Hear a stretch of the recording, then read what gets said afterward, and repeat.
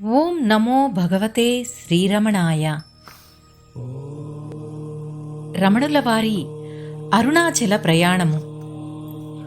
ఇంటి నుండి బయలుదేరిన వెంకటరామను రైల్వే స్టేషన్ చేరుకున్నాడు. రైలు నిర్ణీత సమయానికి రాకపోవడం వల్ల మైలు దూరం నడిచినా అందుకోగలిగాడు.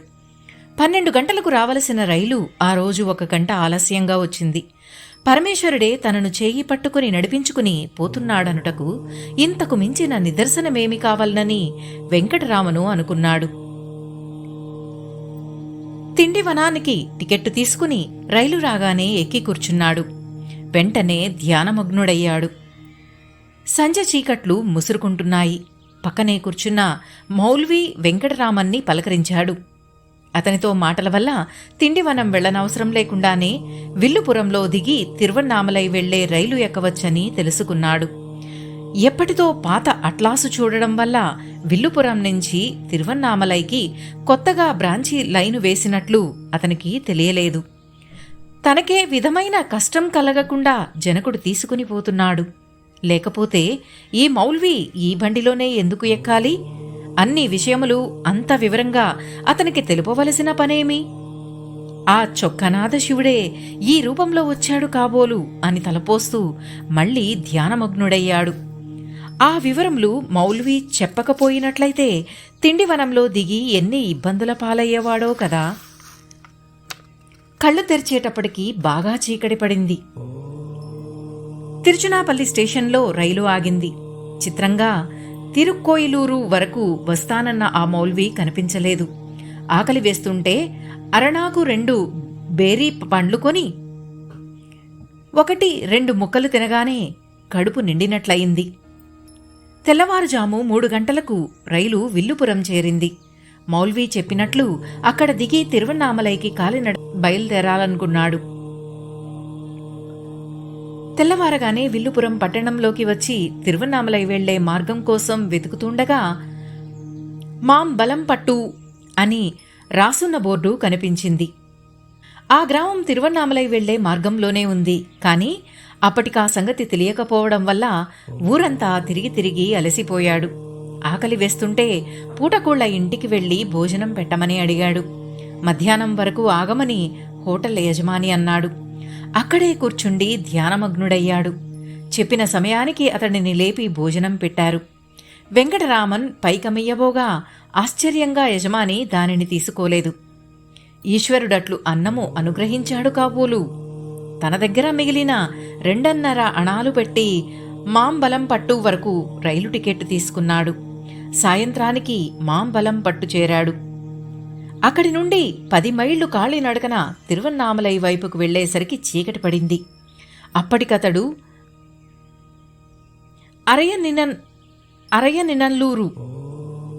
అరయనినల్లూరు గ్రామం చేరుకున్నాడు. అది గొప్ప శివక్షేత్రం. ఆ గ్రామం పక్కనే ఉన్న కొండపై అతుల్యనాథేశ్వరిని కోవెల ఉంది. అక్కడి నుండి చూస్తే అరుణాచలం బాగా కనపడుతుంది. ఎంతో శ్రమపడి కొండెక్కిన వెంకట్రామన్కు అక్కడ ఎవరూ కనిపించలేదు. కోవెల తలుపులు మూసి ఉన్నాయి. పూజారి రానందున గుడి వెలుపల కూర్చున్నాడు. కొంతసేపటికి పూజారి వచ్చి పూజ చేస్తున్నాడు. వెంకట్రామను లోపలికి వెళ్లి కొద్దిగా వెలుతురున్న మండపం దగ్గర కూర్చుని ధ్యాన నిమగ్నుడయ్యాడు. ఉన్నట్టుండి గొప్ప వెలుతురు తన దేహాన్ని కప్పివేస్తున్నట్లు వెంకట్రామనుకు అనిపించసాగింది. కళ్ళు తెరిచినప్పటికీ అదే వెలుగు, వేరేమీ కనిపించడం లేదు. సూర్యుని ప్రకాశము కాబోలు అనుకుంటూ గర్భగృహంలోకి వెళ్లాడు. అక్కడికి వెళ్లేసరికి ఆ వెలుగు కనిపించలేదు. గర్భాలయం చీకటిమయంగా ఉంది. వెంటనే మండపము దగ్గరికి వచ్చి తిరిగి ధ్యానంలో మునిగిపోయాడు. పూర్వం 16 సంవత్సరాల వయసులోనే శివభక్తుడు జ్ఞాన సంబంధమూర్తికి కూడా ఈ మండపంలోనే జ్యోతి దర్శనమైంది. పూజారి పూజ ముగించుకుని వచ్చి వెంకట్రామనుని చూసి లేపాడు. ప్రసాదమివ్వమని అతడు అడుగగా పూజారి ఇవ్వలేదు. పూజారి గుడి తలుపులు మూసి అక్కడికి 6 ఫర్లాంగుల దూరంలో ఉన్న కీలూరు విరాట్టేశ్వర దేవాలయానికి బయలుదేరాడు. వెంకట్రామను అతని వెంట వెళ్లి ఆ గుడిలో పూజ జరుగుతున్నంతసేపు ధ్యానంలో మునిగిపోయాడు. పూజారి మళ్లీ అతన్ని లేపాడు. ఆకలవుతోంది. ప్రసాదమివ్వమని అర్థించాడు. కఠిన హృదయుడైన ఆ పూజారి ప్రసాదమివ్వడానికి నిరాకరించాడు. అలసిపోయి ఆకలితో ఉన్న అతనిని చూసి వాద్యగాండ్లలో ఒకని మనస్సు కరిగి తన వంతు ప్రసాదాన్ని అతనికిచ్చాడు. వెంకట్రామన్ ఆ ప్రసాదాన్ని తీసుకుని ఒక ఇంటి ముందు ఆగి నీరివ్వమని అడిగాడు. అంతలో శరీరం వశం తప్పింది. అది నిద్రో బలహీనతో ధ్యానమగ్నతో అతనికి బాహ్యస్మృతి పోయింది. మళ్లీ స్మృతి వచ్చేటప్పటికి కొంత దూరంలో పడి ఉన్నాడు. ప్రసాదం చెదిరిపోయింది. జనులంతా ఆశ్చర్యంతో చుట్టూ మూగి ఉన్నారు. కింద పడ్డ ప్రసాదాన్ని కొంచెం తిని నీళ్లు తాగాడు. ఆ రాత్రి అదే వీధిలో ఉన్న ఇసుక తిన్నెపై నిద్రపోయాడు. మర్నాడు గోకులాష్టమి, 1896 ఆగస్టు 31వ తేదీ. వెంకట్రామన్ శరీరం పూర్తిగా అలసిపోయింది. ఇంకా 20 మైళ్ళు నడిస్తేనే గాని తిరువన్నామలై రాదు. కాలినడకన వెళ్లేటట్టుగా లేదు. తెచ్చుకున్న డబ్బు కూడా అయిపోయింది.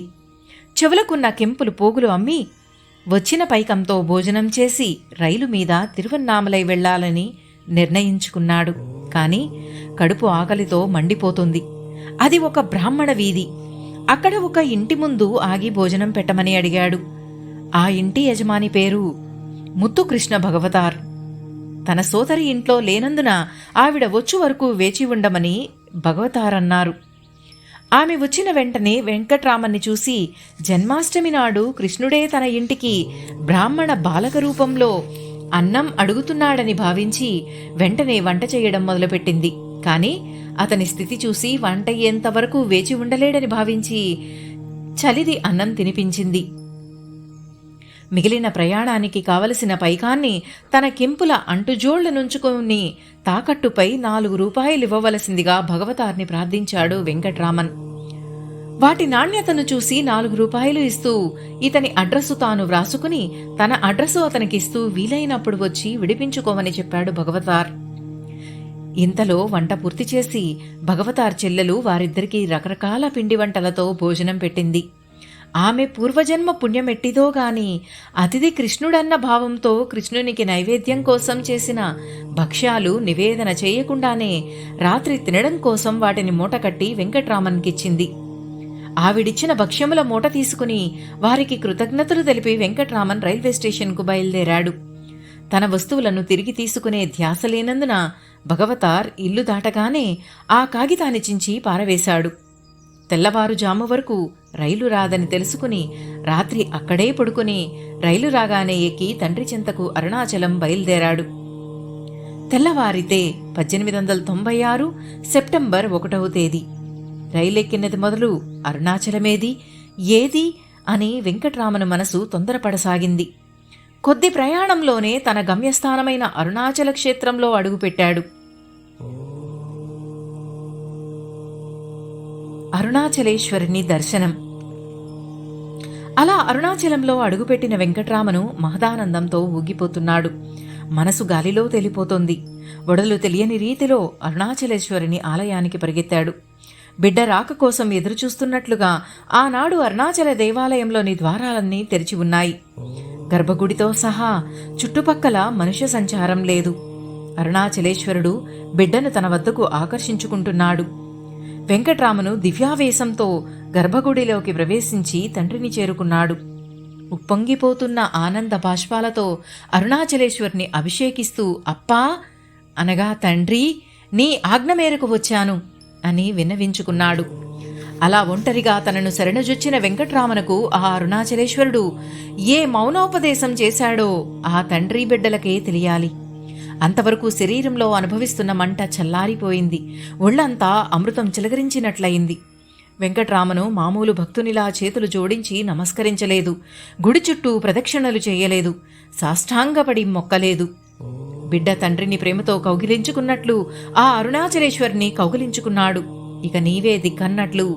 ఎంత మనోహర దృశ్యము! రేపటి గురించి చింతలేని అట్టి పరిపూర్ణ శరణాగతి ఆధ్యాత్మిక చరిత్రలోనే అపూర్వ ఘట్టము.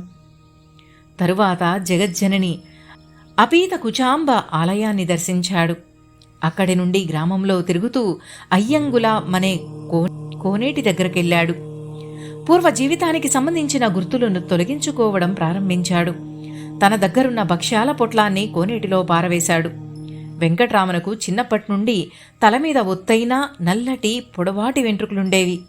అవి ఎందులు కనుకొంటూ కోనేటి దగ్గర నుండి వస్తుండగా ఒక అపరిచితుడు ఎదురై తనకు తానుగా జుట్టును కత్తిరించుకుందువా అని అడిగాడు. అప్రయత్నంగా సరే అనగా అతడు వెంకట్రామనుని ఒక మంగలి ఇంట చేర్చి అదృశ్యుడయ్యాడు.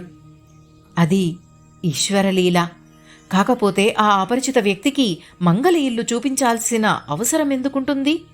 ఆ మంగలి కూడా చాలా స్వల్ప ద్రవ్యాన్ని తీసుకుని అతని శిరోజాలను తొలగించాడు.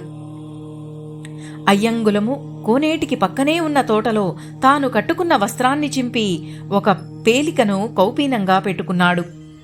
కౌపీన ధారణ బ్రహ్మచర్య వ్రతధారణకు గుర్తు.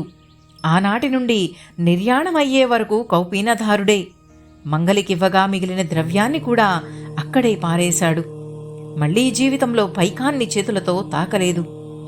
ఇంక తాను బ్రాహ్మణుడనని తెలిపే యజ్ఞోపవీతం ఒంటిపై ఉంది. జగజ్జనకుడైన అరుణాచలేశ్వరుని పుత్రుడు కనుక తాను వర్ణాతీతుడు. అందుకని జంధ్యాన్ని కూడా తీసి పారవేశాడు. శిరోజాలు తొలగించిన తరువాత స్నానం చేయాలి. కాని వెంకట్రామను అది కూడా ఎందుకని ఊరుకున్నాడు. కాని గురువు అరుణాచలేశ్వరుడు నియమలోపం జరగనివ్వలేదు. నీటి మధ్యంన సన్యాస వ్రతధారణ పరిసమాప్తగును. ఈరోజు బ్రహ్మాండమైన వర్షం కురిసింది. భూజలాన్ని మించిన ఆకాశ గంగాజలాలతో వెంకట్రామను పూర్తిగా తడిచిపోయాడు. అవతార పురుషుని రాకకు సూచనగా వర్షాలు కురుస్తాయని పురాణగాథలు చెబుతాయి. వెంకట్రామను అరుణాచలం రాకముందు ఆ గ్రామంలో ప్రజలు వర్షం లేక చాలా ఇబ్బందులు పడేవారు. ఆ విధంగా ప్రకృతి తన హర్షాన్ని వెలుబుచ్చింది. వారం 10 రోజులు విడవకుండా ధారాపాతంగా వర్షం కురిసి నీటి కరువు తీర్చింది. ఆనాటి రాత్రి వెంకట్రామను ఆలయంలోని వేగాళ్ల మండపంలో ఉన్నాడు. ఈదరగాలికి గజగజా వణుకిపోతున్నాడు. వర్షం చినుకులు సూదులా పొడుస్తున్నాయి. నేలమీద రాతిబండలు. కౌపీనం తప్ప కింద వేసుకోవడానికి గాని కప్పుకోవడానికి గాని వస్త్రం లేదు. కాళ్లు దగ్గరగా ముడుచుకుని మౌనంగా ధ్యాన నిష్టలో కూర్చున్నాడు. వెంకట్రామను అరుణాచలంలో అడుగుపెట్టిన రోజంతా కటిక ఉపవాసమే. అంతకుముందు 3 పూటలా తినే బాలుడు ఆ రోజంతా తిండి లేకుండా ఉండగలిగాడంటే అది ఈశ్వర విలాసం కాక మరేమిటి? ఆ మరుసటి ఉదయం వెంకట్రామను వేగాళ్ల మండపం ముందున్న మెట్లు ఎక్కుతూ దిగుతూ పచార్లు చేస్తున్నాడు. ఆ పక్కనే ఉన్న శ్రీ గోపుర సుబ్రహ్మణ్యేశ్వర స్వామి ఆలయంలో ఉంటున్న మౌనస్వామి తన శిష్యుడు రామస్వామితో కలిసి ఆ మండపం దగ్గరకు వచ్చారు. ఆ మౌనస్వామి వెంకట్రామన్ను పరీక్షగా చూశాడు. ఈ కుర్రవాడు ఆకలితో ఉన్నాడు, కొంచెం ఆహారం తెచ్చి ఇవ్వమని శిష్యునికి సంజ్ఞ చేసి చెప్పారు. వెంటనే అతడు ఒక తగరుగొట్టంతో ఉప్పుడు బియ్యం అన్నం తెచ్చాడు. పెద్ద పెద్ద మెతుకులు, పైన ఉప్పు, అడుగున పుల్ల నీళ్లు, నంజుకునేందుకు ఊరగాయ బద్ద, అది కూడా భిక్షాన్నమే. తరువాత కాలంలో శ్రీరమణులు ఈ సంఘటనను సజల నయనాలతో తరచూ స్మరిస్తుండేవారు. అదే మనకు ఈశ్వరుడు పెట్టిన మొదటి భిక్ష. ఆ అన్నం వారే నోట్లో పెడితే తిని ఆ నీళ్లు తాగాను అని భక్తులకు చెప్పేవారు. తరువాత 3 ఏళ్ల దాకా వెంకట్రామను దేవాలయ గర్భగుడికి వెళ్లలేదు. హృదయగృహలో తండ్రి అనగా అరుణాచలేశ్వరుడు అనుభవమే కదా. బ్రాహ్మణ పరదేశి. ద్రావిడ దేశంలో విరాగులైన వారిని పరదేశులంటారు. కాబట్టి వెంకట్రామను కూడా బ్రాహ్మణ పరదేశి నామధేయుడయ్యాడు. ఆ విధంగా వెంకట్రామను జీవితంలో పూర్తిగా మార్పు వచ్చింది. అతడు మొదట దేవాలయంలోని వేగాళ్ల మండపానికి మధ్యలో ఉన్న అరుగు మీద మౌనంగా ధ్యానంలో ఉండేవాడు. కనురెప్పలైనా ఎత్తేవాడు కాదు. అప్పుడప్పుడు పచారులు చేసినా మాట్లాడేవాడు కాదు. ఆహారం కోసం ఎవరినీ అర్థించేవాడు కాదు. తమకు తాముగా ఎవరైనా ఇచ్చినా బాహ్యస్మృతి ఉంటే తీసుకునేవాడు. కొత్త ప్రదేశం, ఆదరంగా చూసేవారు లేరు, ఏ విధమైన రక్షణ లేదు. ఆ ఊళ్ళోని ఆకతాయి పిల్లలు అతని వాలకం చూసి పిచ్చివాడని తలచి దూరం నుండి రాళ్లు, చిల్ల పెంకులు అతని పైకి విసరడం మొదలుపెట్టారు. వారు దూరం నుండి విసరడం వల్ల పరదేశికి దెబ్బలు తగలడం లేదు, కాని అతని ధ్యానానికి అంతరాయం కలిగేది. వారి బారి నుండి తప్పించుకోవడం కోసం పరదేశి అక్కడున్న పాతాళగంగ గుహను ప్రవేశించాడు. అందులోకి వెళ్లడానికి ఆ పిల్లలు కూడా భయపడేవారు. లోపల అంతా చీకటి. అందులోకి వెళ్లి పరదేశి ధ్యాననిష్టలో ఉండేవాడు. అక్కడ అతనికి ఇంకో బాధ కలిగింది. ఆ చీకటిలో నివసిస్తున్న కీటకాలు అతని తొడల కింద భాగాన్ని రక్తం కారేటట్లు కరిచేవి. వాటి వల్ల పుండ్లు ఏర్పడ్డాయి. కాని ధ్యాన పారవస్యంలో పరదేశి వాటిని లక్ష్యపెట్టలేదు. కృతికోత్సవం చూడడానికి వచ్చిన అనేక మంది ఆ పరదేశీ ధ్యానస్థితిని చూసి మెచ్చుకునేవారు. వారిలో వేలురాళ్ అనే ఆవిడ అప్పుడప్పుడు పరదేశికి ఆహారం తెచ్చి ఇచ్చేది. అతని స్థితికి దుఃఖపడి తన ఇంటికి రమ్మని ఆ పరదేశిని ఆహ్వానించింది. ఆమెకు జవాబు చెప్పుటకు ఆ పరదేశి దృష్టి ఆ లోకంలో ఉంటే కదా. ఆమె నిరాశ చెంది ఒక కొత్త వస్త్రాన్ని దేనికైనా వాడుకుంటాడని పక్కన పెట్టి వెళ్ళిపోయింది. ఆ వస్త్రం అక్కడే ఉంది. ఆయన ధ్యానస్థితి చెదరలేదు. పరదేశి పాతాళలింగ గుహలో ఉన్నప్పటికీ తుంటరి పిల్లల ఆగడాలు తగ్గలేదు. దూరం నుండే వారు గుహలోకి రాళ్లు, చిల్లపెంకులు విసిరేవారు. శేషాద్రిస్వామి అను ఒక యోగి పరదేశి ఆ గుహలో ఉన్నట్లు తెలుసుకుని ఆ బాలులను తోలుచుండెను. ఆ శేషాద్రిస్వామి కంచిలో ఉండేవాడు. శేషాద్రిస్వామికిష్టదేవత కంచి కామాక్షి.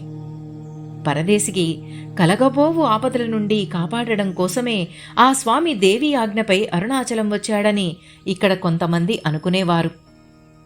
ఒకరోజున ఆ తుంటరి బాలురు మరికొందరు తురక బాలురు కలిసి ఆ పాతాళలింగ గుహలోకి పడేటట్లుగా రాళ్లు, చిల్లపెంకులు విసరడం మొదలుపెట్టారు. ఆ సమయానికి వెంకటాచల మొదలియార్ అనే అతడు ఆ దారిన పోతున్నాడు. పరదేశి ఆ గుహలో ఉన్నట్లు అతనికి తెలుసు. ఆ పిల్లల ఆగడం చూసి పక్కనున్న చెట్టు మంటతో వారి మీదకు పోగా వారు పారిపోయారు. ఇంతలో పాతాళ గుహ నుండి ఒళ్లంతా దుమ్ము కొట్టుకుని పోయి ఉన్న శేషాద్రిస్వామి బయటకు వచ్చాడు. వెంకటాచలం మొదలి ఆశ్చర్యంతో, దెబ్బలు తగలలేదు కదా అని ఆయనను ప్రశ్నించాడు. లేదు, లోన చిన్నస్వామి ఉన్నాడు, ఆయన సంగతి చూడు అని చెప్ప శేషాద్రిస్వామి వెళ్ళిపోయాడు. ఆ మొదలి లోపలికి వెళ్లి కటిక చీకటిలో లింగం వెనుక ధ్యానమగ్నుడైన చిన్నస్వామిని అనగా పరదేశిని చూశాడు. వేగాళ్ల మండపానికి పశ్చిమంలో ఉన్న వాళయి తోటలో పళనీస్వామి అనే ఆయన తన శిష్యులతో ఉంటున్నారు. మొదలి అక్కడికి వెళ్లి సహాయం కోసం వారి శిష్యులను తీసుకుని వచ్చాడు. వారి అడుగుల శబ్దం కాని, కింద కూర్చోపెట్టినప్పుడు కాని చిన్నస్వామికి అనగా పరదేశికి దేహస్మృతి కలగలేదు. ఇట్టి తపస్వికి ధ్యానభంగం కలిగించిన అపచారమే అంటూ వారు ఆయనకు మొక్కి వెళ్ళిపోయారు. చిన్నస్వామిని అప్పటి నుండి బ్రాహ్మణస్వామి అని పిలవడం మొదలుపెట్టారు. అలా పరదేశి స్వామి అయ్యాడు. ఓం నమో భగవతే శ్రీరమణాయ.